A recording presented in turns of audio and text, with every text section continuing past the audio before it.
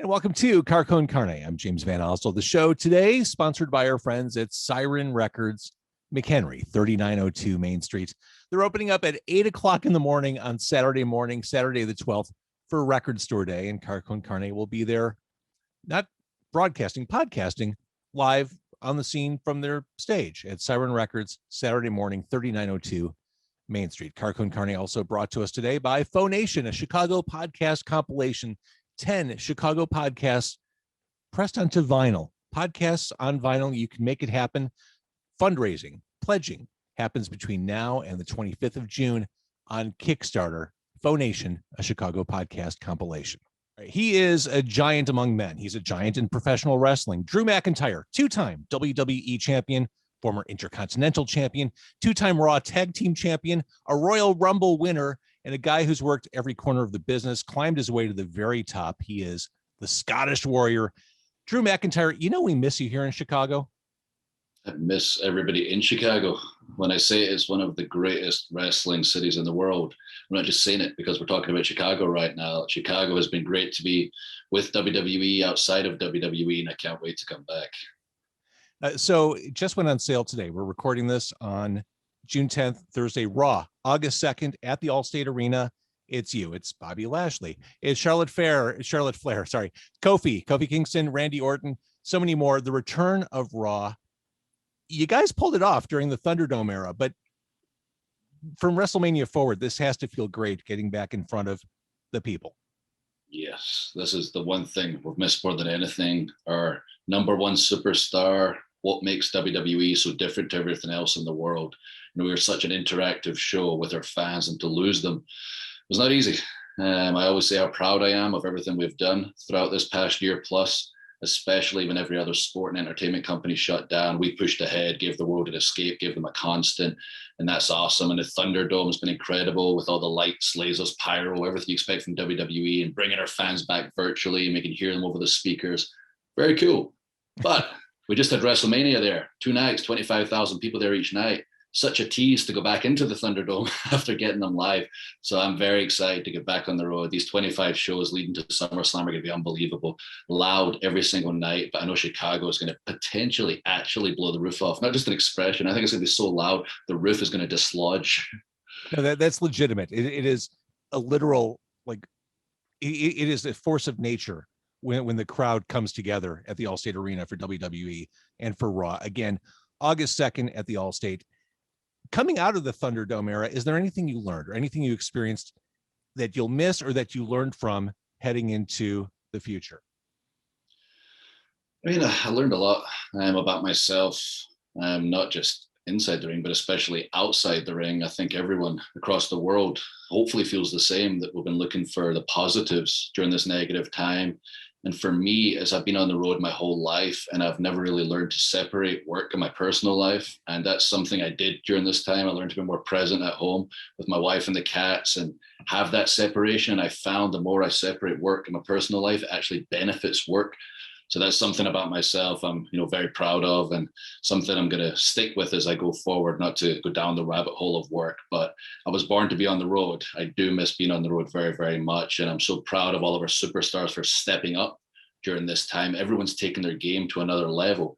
And you're really going to see the results of where their game's at right now when you surround them with that live crowd and go, wow, I remember everybody being pretty good, but look where they're at right now. They've really upped their in-ring style. They've upped their promo game. It's not so much shouting and screaming at everybody. We're just talking like regular people, because that's what's relatable, because people don't talk like, hey, you know something, brother? Like, people don't actually speak like that in real life. So now we actually speak like you would speak in a real life situation and adjust your tone depending on the conversation you're having.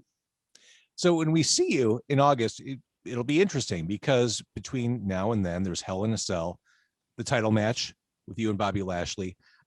I'm not crazy. This is going to be brutal, isn't it? Yeah, it's going to suck for me and Lashley. I mean, it's going to be great for y'all watching, but Hell in a Cell is easily the most painful match I've ever been involved with. It was my idea. If you watch this past Raw, Lashley wanted a stipulation where I would never get a title match against him again as long as he's champion, and I countered with, cool, but I want it inside Hell in the Cell to make sure there's no distractions from MVP as manager, so there's nobody else that can potentially take the pinfall on my behalf, and so there's no interference. It just comes down to Lashley and I inside the cage. In theory, it should stay inside the cage. In reality, last time with Randy Orton and I, it was supposed to stay inside the cage. We ended up on top of the cell, which is 20 feet high. I mean 20 feet high, and I do not like heights. I hate heights. We fought down the side of that cell. I was standing, holding on for dear life, and the side of the cage, about 10 feet up, my feet were.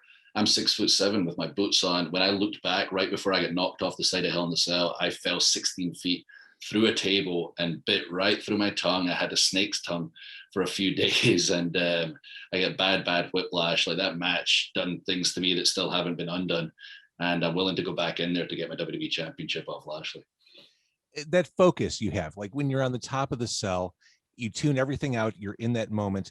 How does that also work with something like WrestleMania? Because for us, none of us can understand what it's like to walk out, whether it's on camera or in front of a crowd, for the biggest entertainment event, period. Are you able to ingest that as you're walking out, or are you all game face, focused on the moment, there to do your job? Yeah, I am able to enjoy those moments now. When I was younger, during my first run in WWE, from age 21 to 28, I was so tense and nervous all the time, and so determined to just like focus on, I have to do this, I have to get this across, I have to say these words, I have to do these moves. And if you looked at my eyes, you could probably tell that. And because I wasn't in the moment and enjoying myself and being present with the audience, they weren't really invested in me. And it took being fired, quite frankly, and going away from the company and learning to relax and find myself, who I was as a performer and a man, before I came back with a different mindset of, I'm going to make sure I enjoy every moment. When I walk out to the ring, even my entrance, even if it's an intense looking entrance, my intensity is in my face now, but my body's always relaxed. I'm always present. I'm always in the moment. And especially this past WrestleMania, when I was there live in front of the fans during my entrance, I made sure I savored every single second of that entrance. I can close my eyes and picture it right now, walking out there and looking into the crowd and seeing people in tears. I was that first entrance, 1 year, 1 month, 1 day. We hadn't had fans, first guy to walk out and see everybody's face, and it almost brought me to tears. And I can't wait to have them every single night of this tour. Yeah, it's highly emotional. Everything we used to do that we're falling back into doing feels emotional and feels dramatic, whether it's going to see live events, but the little things we took for granted are a big deal for all of us now. Yeah, even just seeing people, like hugging people, talking to people in the streets. Like, that's something like you wouldn't even think twice about. Like, when it goes away, you're like, man, I really miss human interaction. I speak to, like some of my family and my dad and his wife, who like, maybe his wife in particular, were struggling to, I don't even know, about going to the bank or something. I feel weird being around people again and having that like interaction. I don't know what to say anymore. So it's very strange to hear that. And I'll be glad when we get back out there and we're able to have that human interaction, because we are social creatures. And I don't want everybody to end up holed up in their house. And I'm glad with WWE, where people hold up, we've been able to give them that escape. Because another thing during this time is people have been struggling, mentally, and they've reached out to me and said that WWE has really gave them that escape. And the cool thing I saw on social media, I don't like social media most of the time, but you're really good at it. I have fun making fun of people, but I saw people lifting each other up on social media because they were struggling during these times and reaching out. And if you are having a difficult time out there, reach out. And even if you don't have someone in your immediate family or a trusted friend, reach out on social media. I've seen so much good for once on social media, with everyone lifting each other up. When we get back to normal, let's have a conversation when we're able to in the street. That's the thing I'm going to enjoy the most, especially with the wrestling fans. I miss talking to wrestling fans one-on-one more than anything. And I can't wait till it's possible again. And we talk about the thing we love, wrestling. And I know in Chicago, if I'm in a gym or the restaurant, people are going to come up to me and tell me more about my career than I remember. So I'm excited about that. That is absolutely true. You mentioned your time away from the WWE, and I was wondering whether it was a bitter period or not, but it sounds like it was very much a self-reflective period for you. Yeah, it was necessary to reach my goals, not just as a performer, but as a man. I had to go away, and but the day I was fired, I was able to kind of look at things from an outside perspective and say, man, you lost focus. You forgot when you first got signed, you would be willing to be the water boy. And it got to the point where, a lot of things happened, not just professionally, but personally, but got me to the point where I was kind of bitter. I was angry. I was lost the passion for the one thing I'd always loved. And once I was on the outside, I gained that perspective, and I told myself, from this day forward, I'm going to give it my all. From the moment I wake up to the moment I go to bed, I'll be accountable to that person in the mirror. nobody else. And I worked my butt off from the day I was fired for 3 straight years. Was very fortunate to get a lot of opportunities around the world to grow the wrestling business outside of WWE. And some of my proudest work before I finally returned to the company. If I was a boy the first time around, I returned as a man. And I've got my wife who's a lot to thank for that part. So what did you think when you got that call? What was your reaction when you got called back? I'll call back. I think I fired call. I was like, oh, damn. Okay, damn. That was pretty much my reaction for getting fired. But for getting the call to come back, it was more like I was very lucky in the sense that although my goal was to get back to WWE initially, I got to the point where my name was making a difference wherever I traveled. The WWE is what sells the product, unless it's like a Rock or a John Cena or something. The WWE is such a big, global machine that you see WWE, people are going to see WWE, and they're happy to see certain superstars. I got to the point where my name outside the company was really drawing fans. And my home company in Scotland, we took it from 1,500 people to 2,000 people to 4,000 people to 7,000 people each year I was gone. And I thought, maybe I won't be back. I'm really making a difference. I'm really happy. I've been lucky financially. Maybe the next step is Japan. And before my wife and I made the next decision for our lives, I got a call from a mentor of mine, William Regal, who told me, hey, I want you to take a call with Triple H, have a little chat before you make the next decision in your life and career. And that 40-minute conversation was awesome, necessary. And it was clear to me afterwards that it was time to come home. Let's talk about the sword that you bring out when you make your entrance. I'm assuming that travels in the WWE trucks, and you're not going to bring that as a carry-on through the United States airports.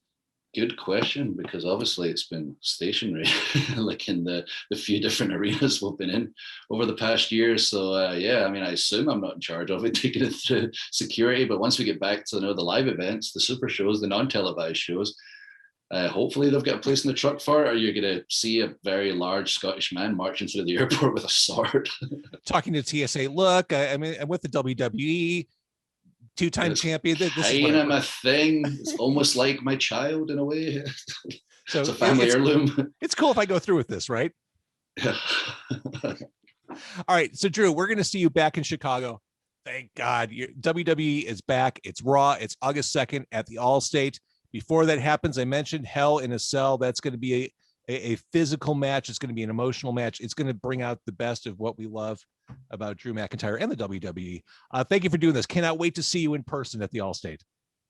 Thank you, buddy, for having me. And I can't stress enough how excited I am to get back to Chicago. And I can't stress enough, like everyone knows in Chicago already, how quick the Allstate sold out in the past. So make sure you get those tickets early so you're not disappointed. It's going to be an amazing night.